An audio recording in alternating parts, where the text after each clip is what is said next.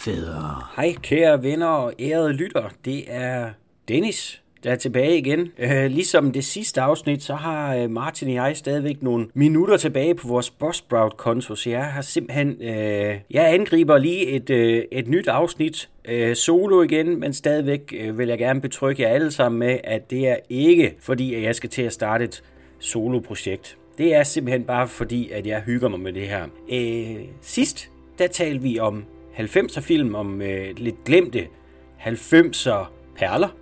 Tror jeg, det var det, jeg endte med at kalde afsnittet. Så i dag kommer den naturlige fortsættelse, hvor jeg vil prøve at koncentrere mig om film fra 2000 og så til og med 2009. Jeg håber, I er med på en lytter, og I er med på rumlen en gang til. Jeg vil prøve at fokusere på film, der blev succeser, enten kritiske succeser, eller i bedste fald både kritiske succeser og biografsucceser. Og igen, forhåbentlig så rammer jeg en film, som du ikke har tænkt på et stykke tid. Lad os bare springe direkte ind i år 2000. Det var det år, jeg blev 18, så ved I det. Og vi skal i thriller-territorium, en rigtig, rigtig fed politifriller. Det er jo den, der på dansk hed De blodrøde floder. Og jeg vil godt prøve at se, om jeg kan udtale originaltitlen Le Rivière Pourpre, tror jeg nok. Hvis der er nogen af jer, der er fransktalende derude, undskyld. Men alt andet lige, det er en fantastisk thriller. Minder faktisk meget igen om den her Nordic Noir-bølge, som vi jo stadigvæk er i.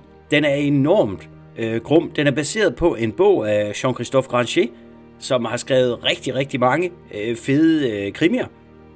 Instrueret af Mathieu Kassovitz, og den er med Jean Reno og Vincent Cassel i de to hovedroller, som to panser, der egentlig får hver deres sag, og hvis sager så mødes og bringer dem til et universitet, der ligger oppe i bjergene, og hele området gemmer på en hemmelighed, der handler om at skabe en herrerace.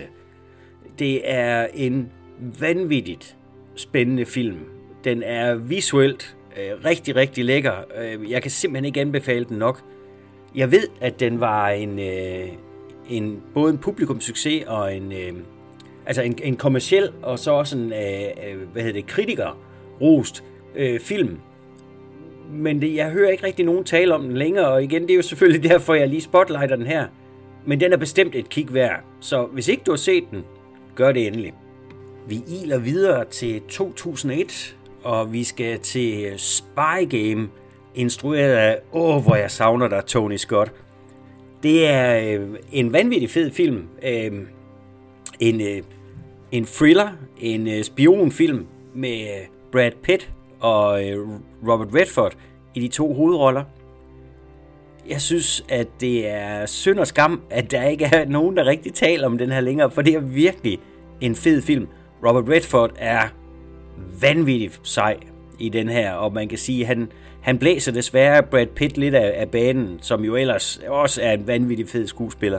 Den handler om, Robert Redfords Nathan Muir, der arbejder for CIA, og han er one day from retirement, da han pludselig finder ud af, at hans protégé, Tom Bishop, han er blevet arresteret i Kina, og er på nippet til at blive slået ihjel jo. For han er blevet taget for spionage. Så han trækker på i alle de tråde, han har, Nathan Muir, og bruger al sin snilde og sin hittepåsomhed til at iværksætte en plan til at få, Brad Pitts karakter ud. Og så samtidig så følger vi også,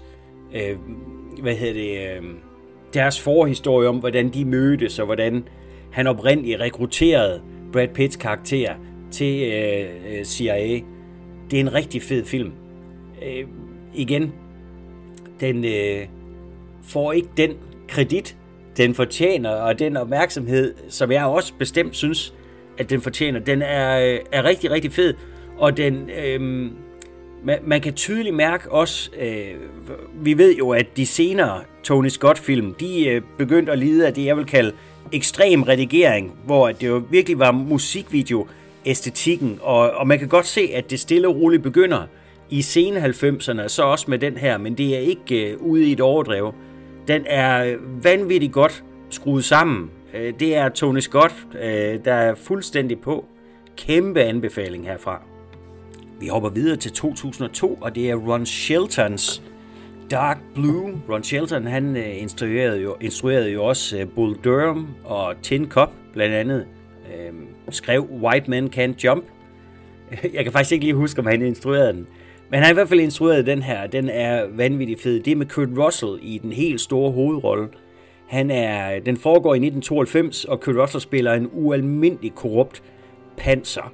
Og han er en del af sådan en eliteenhed, som bliver kaldt SIS, Special Investigation Squad. Og filmen følger egentlig ham samtidig med, at der er nogle kræfter inden for politiet, der gerne vil gøre op med den her korruption. Og vi følger så Eldon Perry, hedder han, Kurt Russells karakter, hvordan han både skal, navigere i det her med, at der er nogen, der kigger ham efter i sømmene. Han skal oplære sin nye makker, som jo ser utrolig meget op til Perry, men som måske har lidt mere samvittighed end Kurt Russells karakter. Samtidig med, at han så også skal finde et par brutale røver og mordere. Jeg synes, det er en vanvittig fed film. Den blev ikke en kæmpe kassesucces, da den kom ud, men det var heller ikke en vanvittig dyr film at lave. Kurt Russell, han bliver bakket op af Brendan Gleeson, der spiller fantastisk. Han er en koldblodig, hans overordnede, så han er også panser, og han er en skidt kal, som man vil sige, og Ving Rhames er også med i den, spiller fantastisk. Jeg hører ikke nogen som helst tale om den her film længere. Den kom, og den gik, og det er synd og skam. Jeg tør godt anbefale den til jer her, kære venner. Så 2002, et godt bud på en film derfra, det kunne være Dark Blue. Vi rider videre ind i år 2003, og nu kommer det kan jeg jo godt erklære allerede nu, min yndlingsfilm på den her liste. Det er Kevin Costners Open Range. Jeg knuselsker den her film, og ikke kun fordi det er en cowboyfilm. Jeg synes, det er en oprigtigt utrolig velkomponeret film fra top til bund, undskyld. Den er super godt instrueret, den er vanvittigt godt spillet af henholdsvis Costner og så Robert Duvall, som har hovedrollen som Boss Spearman. De spiller nogle cowboys, sådan nogle freak racers, så de har deres kvæg og græsser så på sletterne i nærheden af en lille by. Og de sender så et par af deres kompagnoner ind til byen for at købe forsyninger. Og den ene bliver slået ihjel, og den anden bliver slået halvt ihjel. Og så vil de jo gerne have retfærdighed for det, der er sket, men hele byen er korrupt. Og så er det jo op til de to herrer, Costner og Duvall, at skaffe deres egen retfærdighed. Det er klassisk western. Den er kompromisløs, den er fed. For mine penge er det Costners bedste film som instruktør, og en af mine personlige favoritter, som han har medvirket i. Han har fået fat i et fedt cast også, udover ham selv og Robert Duvall. Michael Gambon er fantastisk som skurken deri, rigmanden, skurken, der har byen under sin næve. Vi har også James Russo, karakterskuespilleren James Russo, er en bad guy som en korrupte sheriff. Kim Coates spiller Michael Gambons højre hånd, hans gunslinger, og så en rigtig, rigtig fed birolle til karakterskuespilleren Michael Jeter, som er 100% en that guy skuespiller, som jeg garanterer, at du har set i film eller tv, men han er en af dem der, du ikke lige nødvendigvis kan navn på. Open Range, synes jeg, er en vanvittig fed film, og jeg ved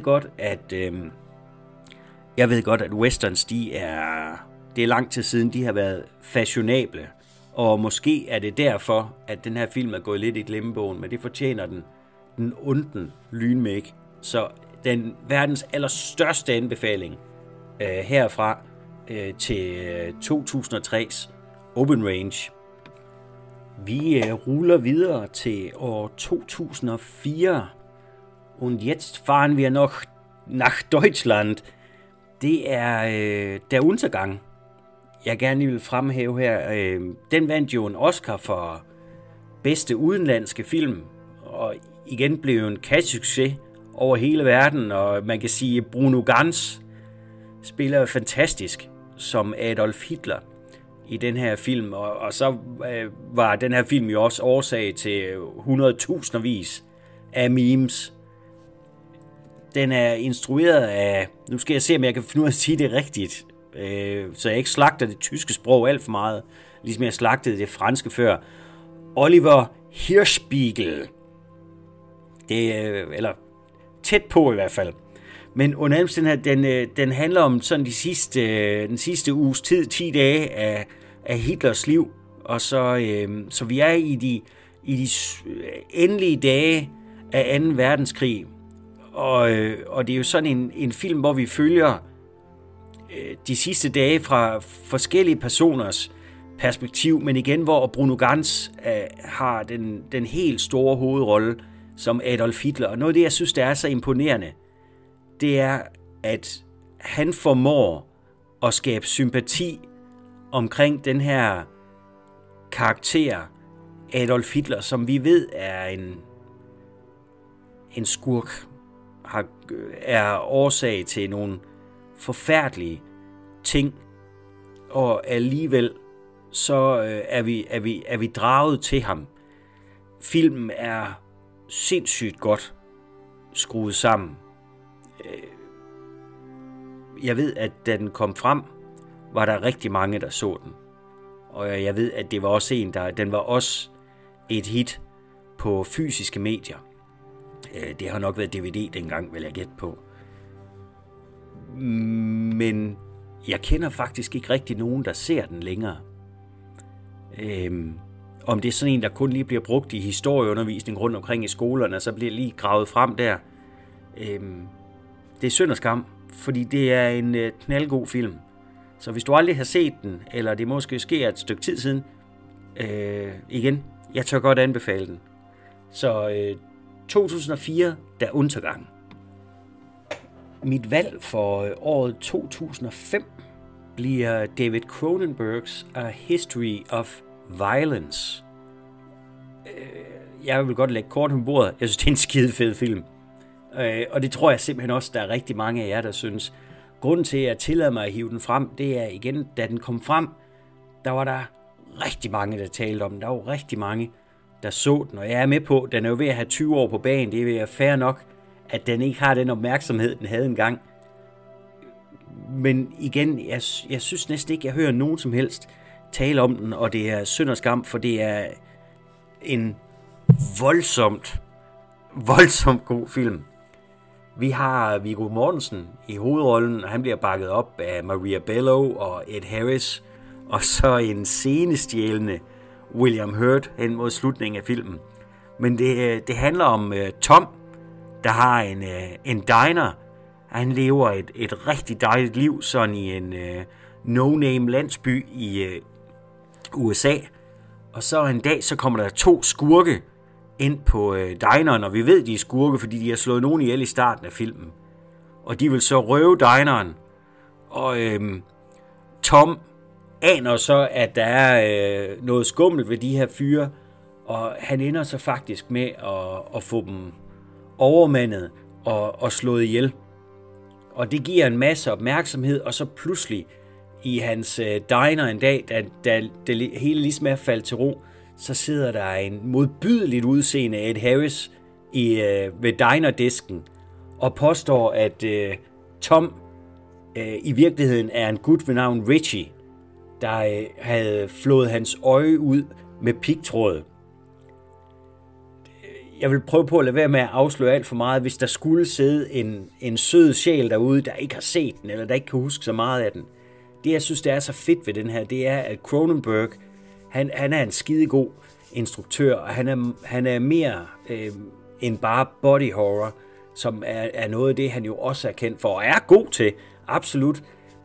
Han konstruerer her en rigtig, rigtig fed krimi, med det, jeg vil definere som lidt Hitchcock-elementer, for vi er faktisk i tvivl et godt stykke hen af filmen. Hvad Tom her? Er han i virkeligheden en skurk for gamle dage, eller er det en forveksling, der finder sted her, siden at Harris pludselig sidder og skuler til ham i hans bar med et øje, der er flået med pigtråd? Det er en skide fed film, som jeg anbefaler på det absolut højeste. Så også selvom du så den i sidste uge, du kan sagtens tåle at se det igen. A History of Violence fra 2005, fantastisk film. Året er blevet 2006 nu, og vi rejser langt væk. Vi skal til Sydkorea og til The Host, instrueret af, og jeg er simpelthen ked af, hvis jeg igen får sagt navnet helt fuldstændig groft forkert, men Bong Joon-ho, og hvis der er nogen, der taler koreansk, så undskyld. Og jeg vil simpelthen ikke engang prøve at udtale navnet på den her, altså originaltitlen. Men The Host er en fantastisk sydkoreansk monsterfilm, som handler i bund og grund om en nogen af 40-årig gut, sådan lidt det, vi kan kalde en døgenigt. Han er ikke sådan en speciel aktiv fyr. Jeg vil faktisk godt gå til vidt som sige, han virker som en doven type. Pludselig så kommer der et monster ud af floden og kidnapper hans datter og slår en masse mennesker ihjel. Kidnapper hans datter, så han tror, han har mistet hende. Alle folk, der har været i kontakt med det her monster, de bliver puttet i karantæne, og det amerikanske militær er involveret på en eller anden måde. Måske har de dumpet nogle kemikalier i floden. Og de finder så ud af, den her mand, altså faren, og så noget af hans familie, at måske så er hans datter stadigvæk i live, og de skal så ned i kloakken for at redde hende. Det er en vanvittig fed film, vanvittig underholdende film, og til tider rigtig sjov. Og Bong Joon-ho instruerede også den fantastiske Snowpiercer, og så også Parasite, der vandt en Oscar her for et par år siden.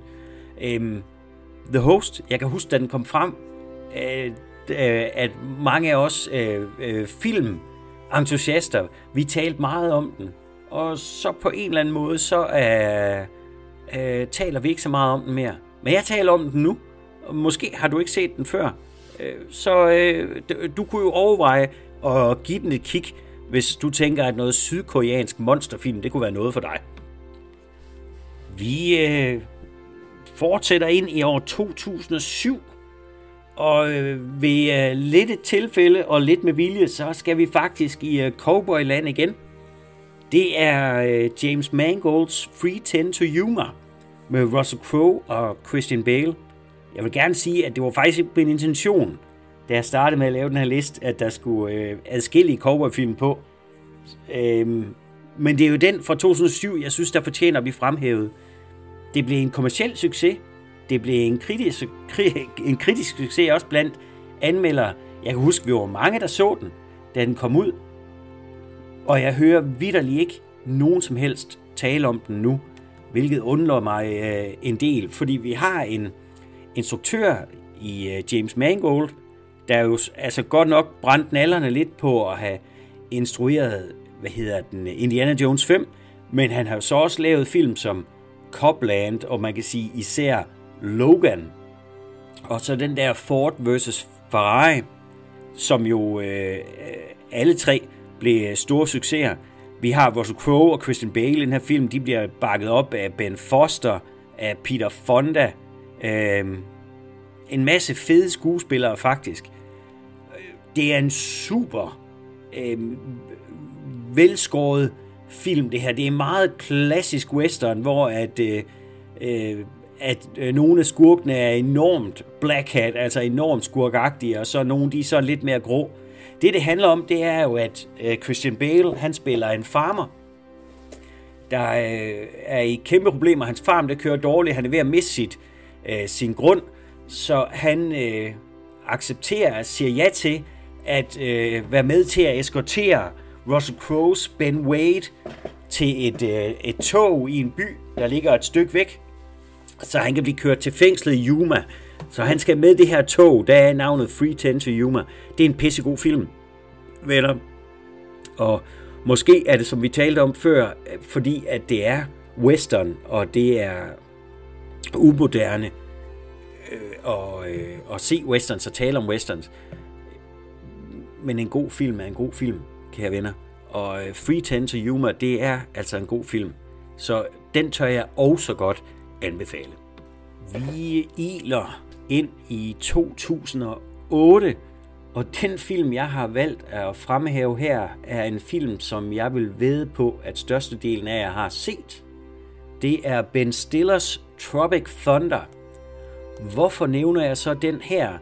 Jamen det gør jeg, fordi at jeg kan huske, hvor mange af os, der så den i biografen. Jeg kan huske, hvor mange af os, der genså den på DVD efterfølgende. Og hvor stor en film det var, og hvor få mennesker, der taler om den i dag, andet end jeg lige hørte den blive nævnt som i, det er ikke en film, man vil lave i dag, eller nogle af de jokes, der er med deri, de er da problematiske i dag. Og det er bestemt ikke det, vi skal diskutere her. Jeg synes, den er vanvittig morsom.